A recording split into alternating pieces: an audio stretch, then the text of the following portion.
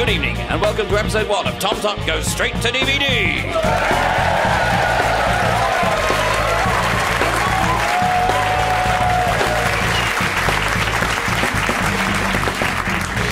Hello, I am Tom Tuck, and that is a real name that isn't in any way ludicrous.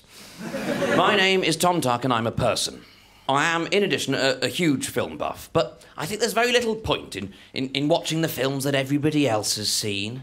So I'm trying to watch all the films that practically nobody has seen. And in this way, make myself an indispensable part of any pub quiz team. Which of these films should you seek out? Well, it's my job to find the diamonds in the rough. And my, is it rough? Episode 1. The post-2002 cinematic works of the actor, martial artist, reality TV sensation, and celebrated bluesman, Steven Seagal. Most of you will know who Steven Seagal is, but if you know nothing of the Permatan prince of post-watershed punching, this might be quite hard to understand at first. Don't worry not, I will illuminate you. He has made, according to his extensive and, I'm sure, even-handed website, over 40 films that are, and I quote, all loved for their fast-paced Hollywood action. Seagal initially shot to fame with the film Under Siege, where he was on a boat and did loads of hitting. He actually came from a background of professional hitting. He even had a belt that showed you how good he was at hitting. Sort of the equivalent of a 50-metre badge. And it stood him in good stead, because, remarkably, he's never done a movie that didn't require him to do at least a little bit of hitting. Or some sub-genre of hitting. He also does talking. Mainly without moving his face. His impassive Easter Island face. His immutable, inscrutable face. Like someone trying to draw Bruce Lee on a marshmallow. But whatever else he is, he's definitely a man. And by undertaking this Seagalian odyssey, it is my intention to learn a little bit about being a man from the master. Now, although he got famous with Under Siege and the sequel, which was called something like Two Siege, Two Under, or something. Oh, incidentally, The Mummy 2 really missed a trick, didn't it? The Mummy Returns. The Mummy 2, Tutankhamun.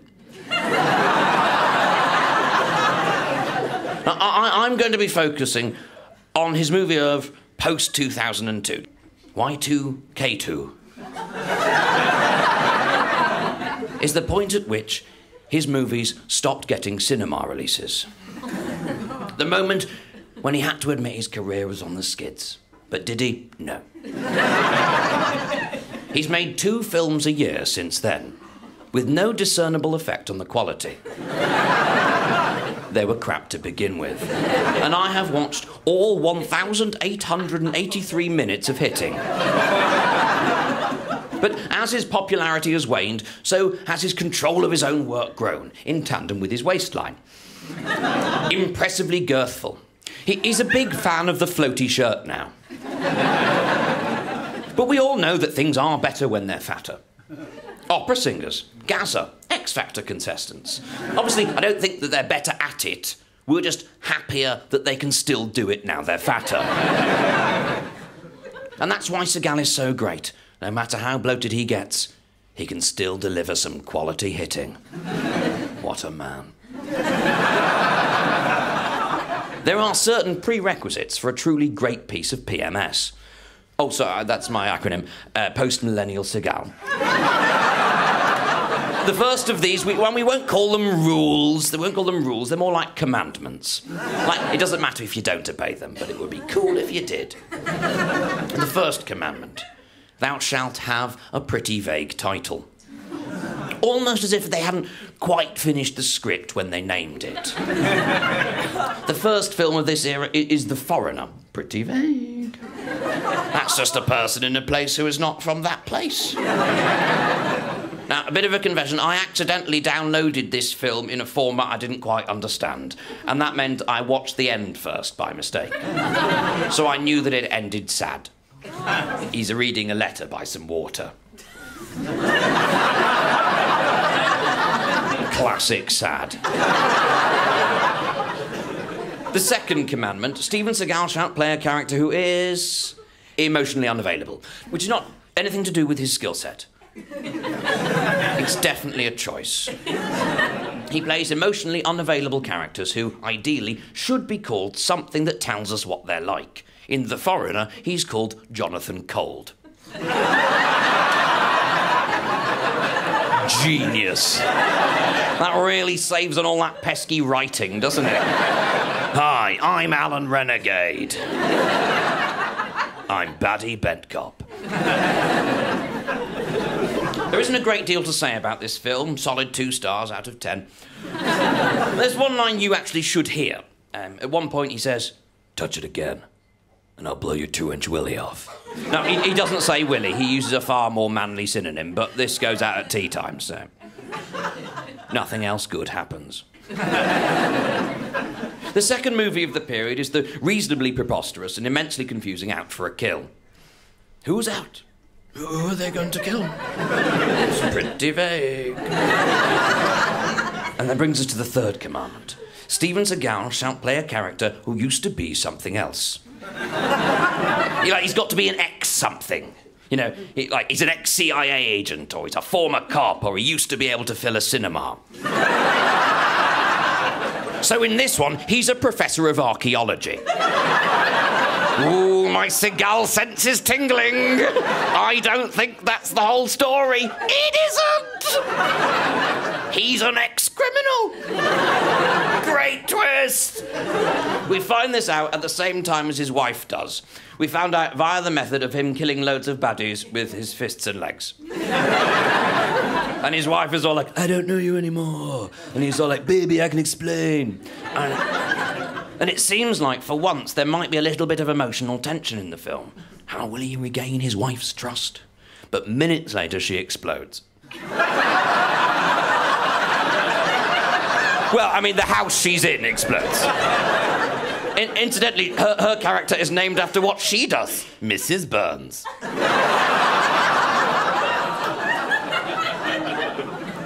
The fourth commandment. Thou shalt not punch Steven Seagal. At all. And definitely not the face. Classy, jack-o'-lantern face. He almost never gets hit. With all the hitting that goes on in these films, you think that some of it will get him. Not usually. But in Out for a Kill, he does actually get punched. Granted, it is in the fist. And the other guy comes off a lot worse. Now, at this point, you might be asking, why Seagal? Good question. You are clearly a listener of taste and intelligence. But let me counter with this. Has Dolph Lundgren created his own range of homeopathic oils? Has Jason Statham released an energy drink? Stallone, a cologne? No, but Steven Seagal has done all of these things, and more. A modern-day Renaissance action man. By which I don't mean that he has plastic genitals. There is seemingly nothing this man can't do, especially hitting. No, I'm not a very manly man. Like, the listener is probably thinking, he sounds pretty manly to me. Oh, he sounds so manly, I bet he cracks walnuts with his eyes. He probably washes in steak. I'll wager he's got whiskey for blood. None of the above. The manliest thing I've ever said in my adult life is, "Oh, no." No, there's more to it than that. Oh, no, I've got a cigarette burn in my pashmina. And when those sounds have fallen out of your face in that order, you have to admit you might not have walked a manly path in life thus far. I'd love to be like Seagal. He's a lightning rod of preposterone, a modern-day demigod to whom we must bow down, a scrotum pole, if you will. I have a friend who is really manly. We were on holiday in the south of France after our A-levels, and we were in this bar. There was this Australian barmaid they genuinely get everywhere. And she carried 2 drinks over to a table near us, put them down and kissed one of the men who was sitting there on the forehead. My friend looked at this and he said, "Where's my kiss?" She looked back at us and said, "But I don't know you." And he looked down into his pint. And when he looked back up, something had changed. And I think that change is manliness. "But you can bloody get to know me, wench!" And he punched through his pint. Fist through glass, through beer, then through glass again to rest in palm. And that's manly, isn't it? So manly to have your friends pick you up like a battering ram and run you out of the only bar in Perpignan. It's even more manly to have your friends pick glass out of your palm and knuckles and then apply a tincture. I can't tell you his name, because he's a policeman now. Sleep easy. Belly of the Beast was Seagal's third film of 2003. And it is a doozy. Reasonably generic title, check. Emotionally unavailable. Well, let's just say that his wife is dead and his daughter gets kidnapped. Who's he going to emote at? He's an ex-CIA agent, and he's doing some work on the side for the CIA. It's not very clear why he resigned. The work he's doing is at the start of the film to prove to us right up front how much of a badass he is. And he breaks into the baddie's house. They don't call it that. But you know it's Baddie's house because there's a naked lady and she's swimming in the pool. And all the guys with Uzis don't even look. They're all like, yeah, happens at Baddie's house all the time. So Seagal like breaks in using a stunt double and then cracks the safe. Cracks the safe using an unspecified device. And then he steals something. And this is to prove that he is a badass. Can anyone guess what he steals? Documents. Documents? No, close though. It's data. Pretty badass. And what format do you think the data's in? Floppy disk? No. USB drive. USB? No. VHS. Cassette? No. Mini disc! Oh! Nothing dates a film like a mini disc! I mean, if you were holding a mini disc now, God knows why, and then you dropped it, you would wonder whether bending over to pick it up was worthwhile. Well, in this one, he goes off to Thailand to rescue his daughter, and he fights a ladyboy, classic Bangkok. Now, that brings me to the fifth commandment. Thou shalt have ladies what get their tops off. You've got to remember who these films are mainly aimed at. Teenage boys and men who behave like teenage boys. And you've got to give them ladies with tops off or they'll get disinterested. So in pretty much all of these films, he goes to a strip club, because that's a very easy way of getting them in a film. There's one where they don't have a strip club, but when they go to Baddie's house, there's some boobs in a fish tank. I mean, attached to women, not just like jellyfish. And interestingly, in this film, the lady who gets her top off is responsible for a very crucial plot point. It's an almost mystical moment. For no apparent reason, this woman wanders into the film and leads Seagal into a room and then takes her top off. And while our hero is ogling, some magical writing appears near her breasticles. And she doesn't say anything. Seagal just looks at the writing and then leaves.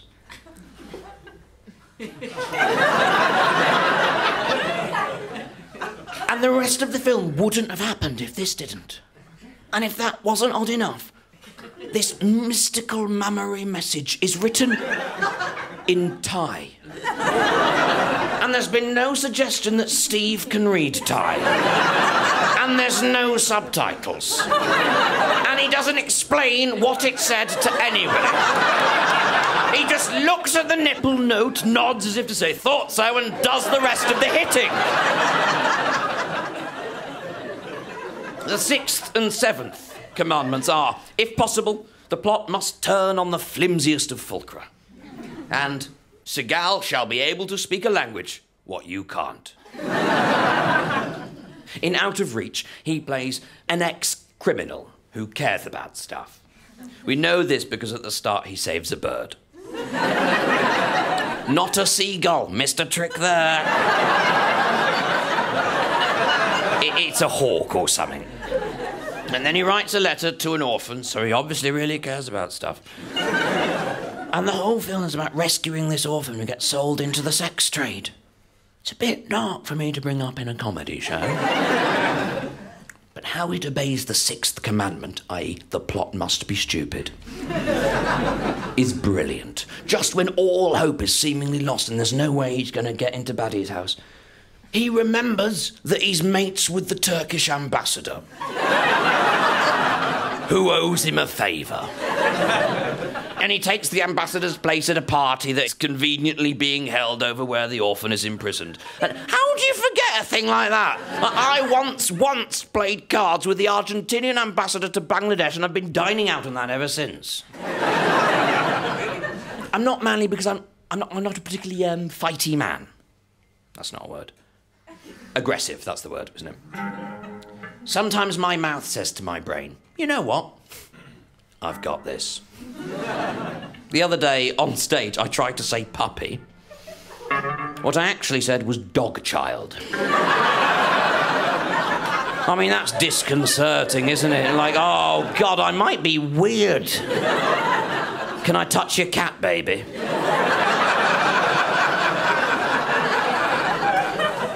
But I did get into a fighty once. I was on the Cowgate, which is a road in Edinburgh. If you know it, you'll know it's quite a fighty road. They tarted up a little bit for the Fringe, but rest of the year, pretty fighty. It's basically where Buckfast bottles go to die. And I'd been doing a gig, and I went to get a drink, but they'd shut the bar, which is not how I'd run a gig. And I ran into my mate Dave, and he said, I'll sell you this bottle of vodka for £5. And I immediately argued him up to £6. Because I'm not a businessman either, it turns out. And I took it backstage and no one else wanted to drink neat vodka with me. So I drank the neat vodka alone. Bit of a misnomer, neat vodka, isn't it? It's invariably a little bit messy. You never wake up having drunk a bottle of vodka and realise, oh, I've tidied. My life is definitely more ordered now. And on my way home, I went to the pub, and the pub led to a club, and the club sluiced me out onto the Cowgate. And I was wearing a hat. Classic error. And these blokes took my hat and they started playing Tommy in the Middle. And I didn't want to play Tommy in the Middle, chiefly because of my position of in the middle. And I thought, I'll use my brain and mind to get out of this. Usually I operate them separately, but that night they were a team. I thought, if I can get one of their things, I'll be able to swap back for my hat. I thought, he's wearing glasses. He'll definitely want them back. So I went to grab his glasses. And he wasn't wearing glasses. And I just kind of poured a man's face. And he didn't take it well. He battered me into a wall and threw my now frankly useless headgear down upon me. And I wandered the streets of Edinburgh concussed and alone, fingering the hat like a nun with a rosary. So I'm not a fighty man. Have you seen Into the Sun? No reason you should have. It's pretty shabby. But the cover looks exciting, so you might have done. I mean, it perfectly illustrates the seventh commandment, the language one. At the beginning of this one, there is a 9-minute conversation about swords in Japanese with no subtitles. Why? Why didn't the producer say to him, hey, SS? No, oh, yeah, I won't call you that again. Do you think maybe we should put some subtitles in? But, of course, he was the producer. And the writer. And the star. Seemingly the only thing he didn't do is make the sandwiches. But if he did, I'm sure they would be mouthwatering. The next one is called Submerged, pretty vague. I think they called it that very early on in the procedure. They don't think about it again for the rest of the filmmaking process. No one appears to be under anything at any point. Like, certainly not water. There's a fire at one bit, but that is traditionally the opposite of water. Vinnie Jones is in it. He gets shot in a theatre. He plays a character who is usefully thick so people can explain the plot. They sear images onto the neocortex. You what? Mind control, Vinny. Next one's Today You Die, which is the stupidest name for a film that he has got. It's the I know you are, but what am I of cinematic nomenclature. He plays a sort of anti-hero in this, which doesn't work because his charisma well is pretty dry. He's like a hyper-violent cop, and he's completely repellent. Physically. His hair has now got to the point where it sort of perches gleaming on his head like a scruffy raven. And emotionally, he's completely repellent as well. He gets the information he needs out of one of the baddies by, like, asking. And then completely brutalises him. And early on in the film, he drives past an orphanage. And there's a sign outside that says something like, Home for sad kids. Colon, going out of business. Business? I don't think even Thatcher wanted to privatise the parentless. And when he's done all the hitting, which has nothing to do with the orphanage, he goes back to the orphanage at the end, and then they take down the sign. Why?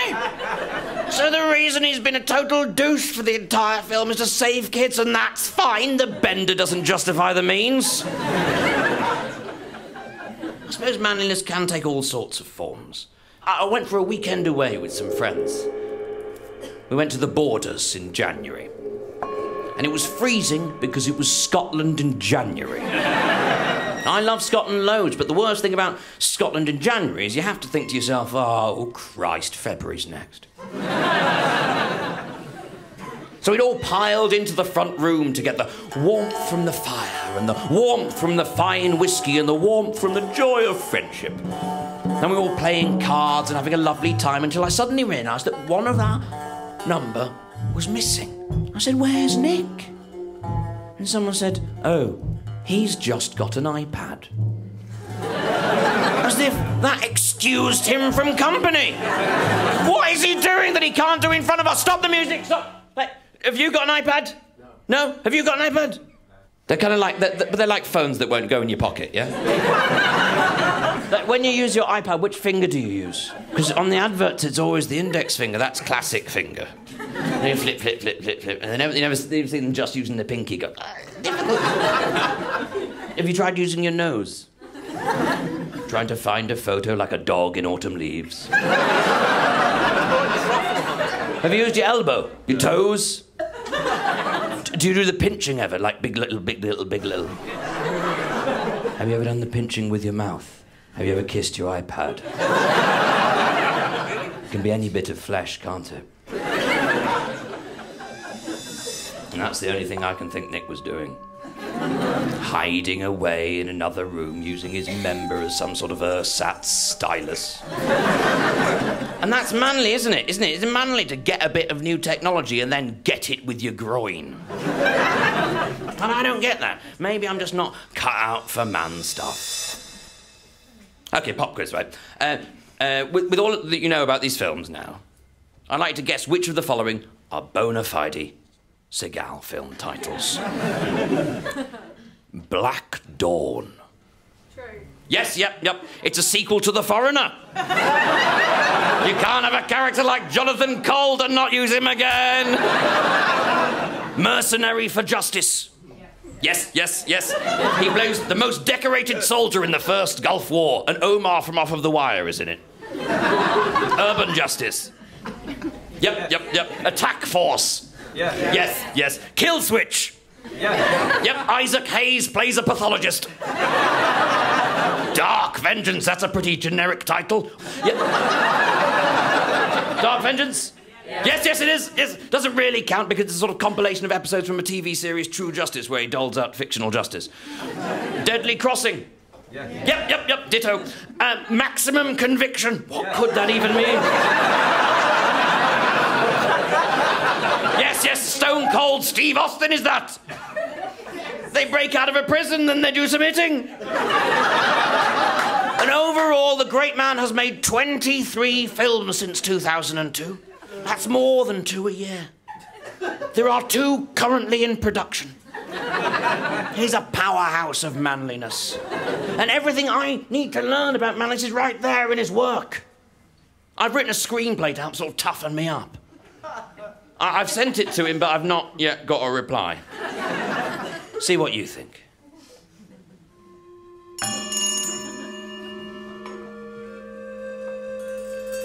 We open in a Buddhist temple. Steven Seagal lifts his face to the skies. And then, a realization. My daughter, she's been kidnapped. How do you feel about that, Mr. Feels Nothing? Couldn't tell you. In a world where there are baddies, one man does most of the hitting. Why would he take your daughter? You're just a simple florist with great biceps. I wasn't always. I used to be a Navy SEAL. But then, so did Donald Fist.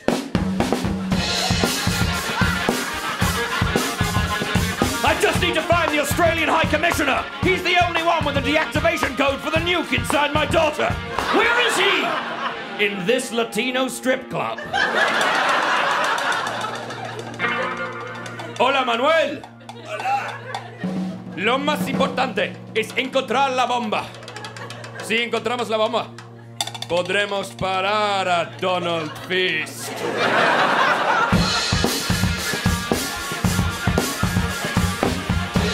Coming soon, Driven to Kill.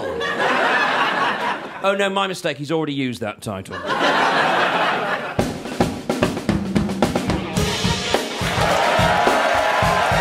Tom Tuck Goes Straight to DVD was written by Tom Tuck and starred Tom Tuck. The band were Foz, Ben Handysides, and Martin White. The producer was Leanne Coop.